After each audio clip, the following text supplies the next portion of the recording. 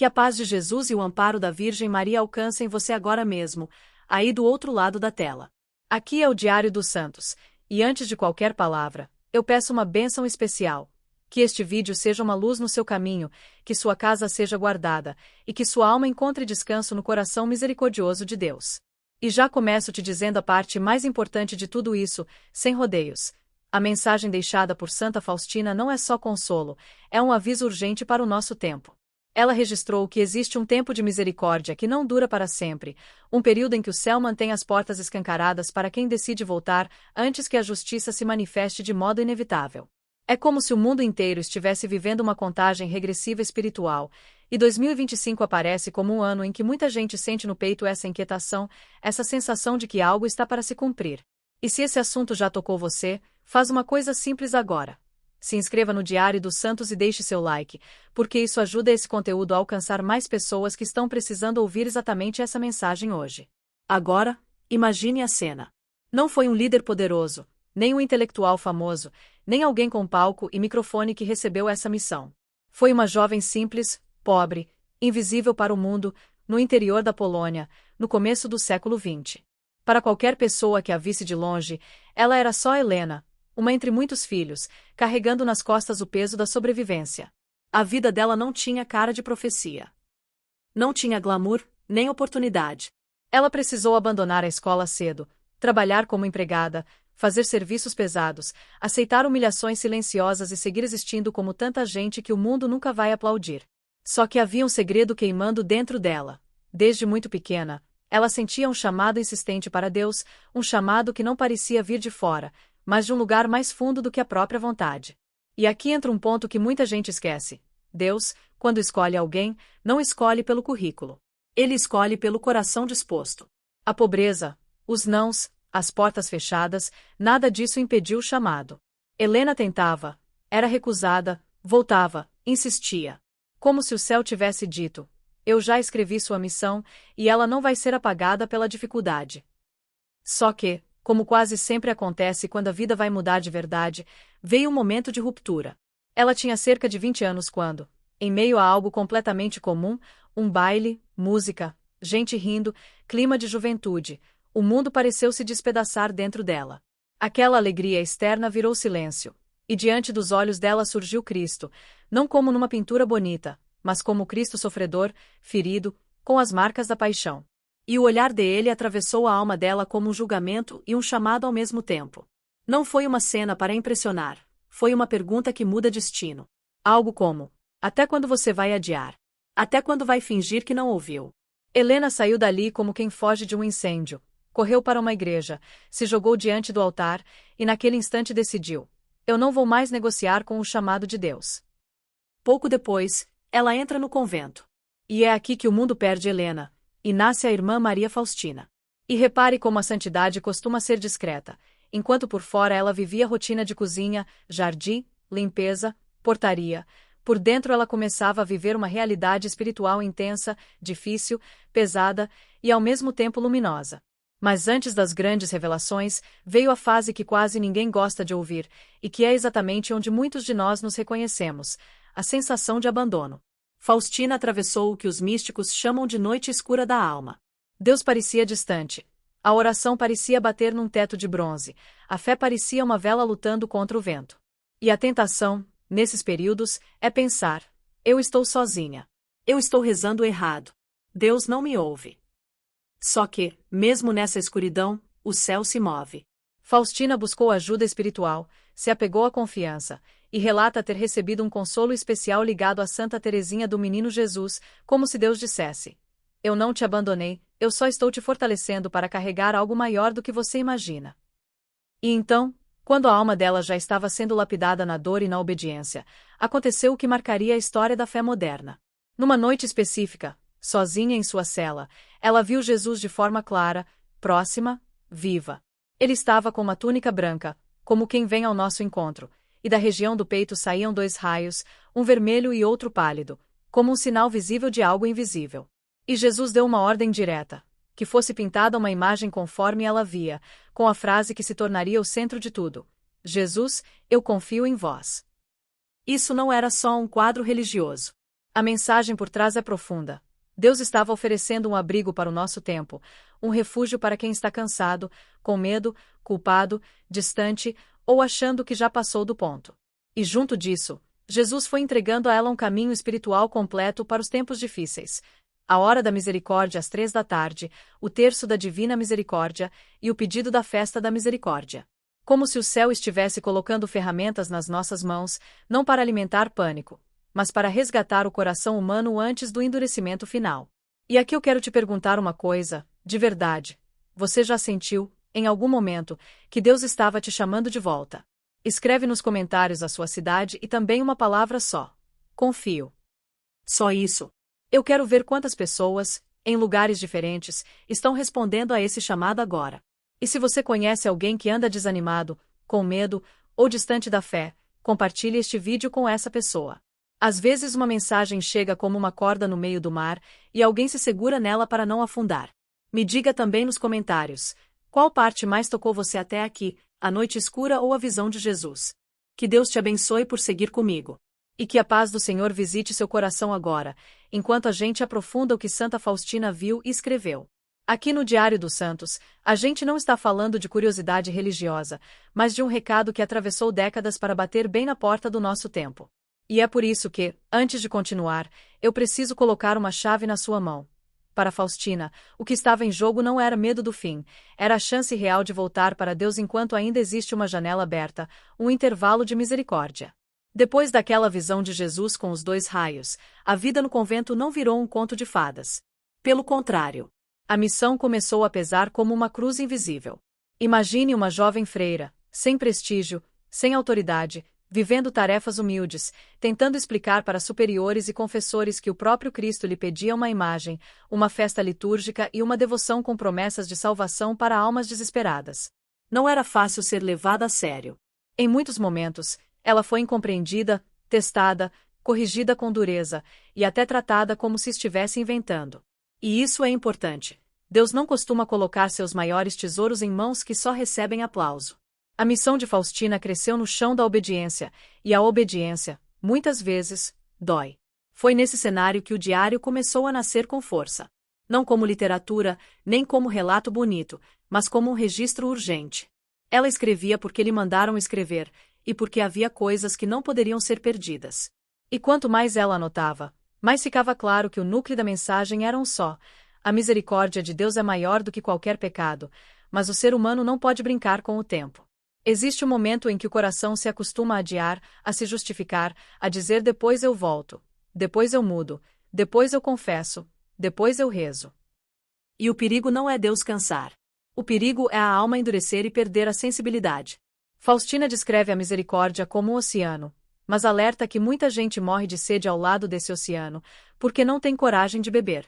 E aí vem uma das cenas mais fortes que ela relata, a visão do anjo executor. Ela descreve um anjo com uma força aterradora, como se estivesse pronto para cumprir uma justiça sobre a terra. Tempestades, raios, castigo, como se o mundo tivesse passado de um limite. E Faustina, movida por um impulso interior, começa a rezar palavras que não vieram de um livro, mas que ela sentia serem colocadas dentro dela. Essas palavras formariam o que hoje chamamos de terço da Divina Misericórdia. E acontece o que, para ela, foi um choque. À medida que a oração é repetida, a força do castigo recua. Não é que Deus muda de ideia como o humano muda, mas é como se a oração tivesse aberto um espaço para a misericórdia agir e aquele momento de justiça fosse suspenso. Isso dá um peso gigantesco ao que ela recebeu. Porque, se você pensar bem, não é uma devoção apenas para deixar a gente mais calmo. É um clamor que alcança o mundo. É um tipo de oração que, segundo a experiência mística dela, segura a mão da justiça com a palma da misericórdia. E é aqui que muita gente se arrepia ao olhar para 2025, com tantas tensões, guerras, crises, confusões, famílias despedaçadas, pessoas emocionalmente quebradas, e uma sensação coletiva de que estamos vivendo uma época de extremos.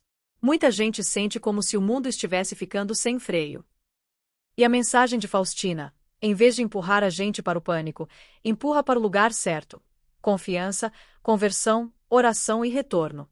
Mas ela também registra algo ainda mais sério: esse tempo não é eterno. Em várias passagens, a lógica é clara. Agora é tempo de misericórdia, depois será tempo de justiça. não como ameaça, mas como consequência. E ela afirma que recebeu de Maria uma ordem direta, quase materna e firme: falar ao mundo sobre a misericórdia e preparar a humanidade para a vinda de Cristo. Percebe? Não é um tema devocional opcional. Na visão espiritual dela, era uma estratégia de resgate. Como se o céu estivesse jogando cordas para fora do barco antes da tempestade aumentar. E aqui eu quero te tocar com um detalhe que muda tudo. Quando Jesus pede que se escreva Jesus, eu confio em vós, ele não está pedindo uma frase decorativa. Ele está pedindo um movimento interior. Confiar, nesse contexto, não é dizer vai dar tudo certo do meu jeito. Confiar é se lançar nos braços de Deus mesmo quando a vida não faz sentido, mesmo quando o coração está pesado, mesmo quando a culpa acusa, mesmo quando a gente sente que não merece. É por isso que a divina misericórdia alcança tanto quem está ferido. Porque ela começa exatamente onde a pessoa pensa que acabou. Agora, respira comigo e pensa: qual é a sua maior batalha hoje? É ansiedade? Culpa? Medo do futuro? Um pecado repetido? Uma tristeza que você não conta pra ninguém? Escreve nos comentários só uma palavra que resuma sua luta. Uma palavra. Você vai se surpreender com quantas pessoas vão ler e dizer: eu também. E se esse vídeo estiver te fortalecendo, manda para alguém da sua família ou para um amigo que anda precisando de esperança. Às vezes, a gente não consegue convencer ninguém com discurso, mas uma mensagem tocando a hora certa faz o que 1000 argumentos não fazem. Me diga também, você já conhecia o terço da Divina Misericórdia ou essa parte do anjo te pegou de surpresa? Que o Senhor te cubra de luz e te dê discernimento, porque agora a gente entra na parte que mexe com a alma. No Diário dos Santos, a intenção aqui não é assustar ninguém, é acordar o coração com amor, do jeito que um pai chama o filho quando vê perigo na estrada. E Santa Faustina, com toda a simplicidade dela, registrou exatamente isso. Não é a ameaça de um Deus tirano, é o apelo urgente de um Deus que quer salvar. Em determinado ponto do diário, ela escreve palavras atribuídas a Jesus que são como um sino tocando dentro da noite. Ele estaria prolongando para a humanidade o tempo da misericórdia, mas ai dos que não reconhecerem esse tempo de visitação. É forte. Porque visitação, na linguagem espiritual, é quando Deus passa perto de nós com graças específicas, oportunidades reais, chamados claros. E tem gente que ignora. Não por maldade consciente, mas por distração, por frieza, por excesso de ruído, por estar sempre ocupado, sempre correndo, sempre adiando. O coração vai endurecendo sem perceber. E quando a pessoa nota, às vezes já está distante demais do que antes era simples. E aí vem algo ainda mais marcante. Faustina registra que Jesus teria dito que ela prepararia o mundo para a vinda final. Isso é grande. Isso coloca a missão dela numa dimensão apocalíptica no sentido bíblico, não de filme de terror, mas de revelação. Apocalipse significa tirar o véu. Mostrar o que estava escondido. E o que estava escondido aqui é essa batalha silenciosa. Misericórdia oferecendo abrigo, e almas decidindo se entram ou se ficam do lado de fora, insistindo no eu me viro sozinho. Ela relata também visões de sinais que lembram diretamente as imagens da Escritura. Um dia de grande escuridão, como se a luz fosse retirada por um instante. E então, um sinal no céu, a cruz aparecendo, e uma iluminação breve, como um último lampejo antes de uma decisão definitiva. Isso não é para você ficar olhando o céu com medo. É para você olhar para dentro. Porque o ponto não é prever data, nem montar teoria. O ponto é entender a mensagem. Existe uma última chance oferecida para que a alma escolha a misericórdia antes que reste apenas a justiça. E aqui entra o pulo do gato espiritual, a parte que muita gente pula por desconforto. Deus perdoa sempre que a pessoa se arrepende de verdade, mas nem todo mundo quer se arrepender. Arrependimento não é só sentir tristeza. É decidir mudar de direção. E essa decisão exige humildade. Exige confessar. Exige pedir perdão. Exige deixar de alimentar um pecado como se fosse um bichinho de estimação. E a misericórdia, para Faustina, não é passar pano. Misericórdia é cura. Mas cura dói, porque mexe na ferida. Ela também explica, através dos 2 raios, um caminho muito concreto. O raio pálido, ligado à água, como lembrança do batismo e também do perdão sacramental, da confissão que lava a alma. E o raio vermelho, ligado ao sangue, como a vida que vem da Eucaristia, o Cristo vivo que alimenta a alma para ela não desmaiar no meio da estrada. Ou seja, não é uma espiritualidade de palavras bonitas. É uma espiritualidade de retorno real. Confissão, comunhão, oração, mudança de vida, confiança. E então aparece a frase que resume a escolha humana como se fosse uma porta com duas maçanetas. Quem não quiser passar pela porta da misericórdia, terá que passar pela porta da justiça. Não é Deus forçando, é a própria escolha da pessoa. É como alguém que recusa remédio enquanto dá tempo e depois precisa encarar cirurgia de emergência. A misericórdia é o convite antes do colapso. A justiça é o que acontece quando o coração insiste em negar a verdade. Agora, trazendo isso para 2025, o que mais impressiona é que a gente vive uma época em que muita gente não nega Deus com palavras, mas nega com a vida. E isso é mais perigoso, porque a pessoa se sente ok enquanto vai se afastando. A alma vai ficando anestesiada. E é por isso que a mensagem de Faustina volta com tanta força. Ela é um despertador para um mundo sonolento, não um chicote para um mundo culpado. A ideia é: volte. Hoje. Agora. Não porque você está condenado, mas porque você é amado. E porque existe um tempo que é favorável, um tempo em que a graça está passando perto. Deixa eu te fazer uma pergunta bem direta, e responde nos comentários com sinceridade. Se Jesus batesse hoje na sua porta, qual seria a primeira coisa que você teria vontade de pedir perdão? Não precisa explicar detalhes. Só diga: eu preciso voltar ou eu quero recomeçar. E se você conhece alguém que anda frio na fé, que vive dizendo um dia eu volto, compartilhe este vídeo com essa pessoa com carinho, sem debate, sem briga. Às vezes, uma mensagem chega como um abraço, e o abraço faz o trabalho que o confronto nunca faria. E uma coisa importante: muita gente que assiste aos vídeos do Diário dos Santos ainda não é inscrita. Dá uma olhadinha agora para ver se você está inscrito mesmo. Se não estiver, se inscreva e ative o sininho, porque assim você recebe aviso quando um vídeo novo for lançado e não perde as próximas mensagens que podem ser exatamente o que você estava precisando. Que Deus te sustente com serenidade, porque agora a história dá uma volta que parece escrita com tinta invisível, dessas que só aparecem quando a luz certa encosta. No Diário dos Santos, essa parte sempre mexe com as pessoas, porque mostra como Deus não semeia no escuro para colher no esquecimento. Ele guarda. Ele preserva. Ele conduz. Santa Faustina partiu muito jovem, com apenas 33 anos, marcada pela tuberculose e por um desgaste espiritual que não dá para medir. Por fora, foi uma morte silenciosa. Por dentro, foi como se uma missão tivesse sido selada com sangue e oração. E por um instante, poderia parecer que tudo ficaria enterrado com ela. Uma freira simples, em um convento na Polônia, deixando atrás de si um diário, algumas anotações, uma devoção nascente, e um pedido que ainda não tinha tomado o mundo. Só que Deus tem um jeito de fazer uma mensagem atravessar muros, guerras e censuras, como fogo passando por baixo de portas. Durante os horrores da Segunda Guerra Mundial, quando a Polônia sofreu como poucos lugares, as páginas do diário começaram a circular de forma discreta, quase clandestina. E é assustador pensar nisso. Enquanto bombas caíam e pessoas perdiam tudo, uma mensagem sobre misericórdia andava de mão em mão, como se fosse o último pão numa noite de fome. Era como se o céu dissesse: vocês podem perder casas, mas não precisam perder a alma. E é aí que entra um nome que muda o rumo dessa história. Um jovem sacerdote polonês, inteligente, profundamente mariano, atento à dor do povo e à dimensão espiritual do sofrimento. Karol Wojtyla. Ele leu, ele percebeu.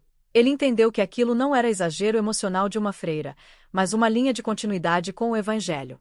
O que Faustina dizia não contradizia a fé, aprofundava a confiança. Era como ouvir novamente Jesus no capítulo do Filho Pródigo, só que com urgência de tempo. E Karol guardou isso.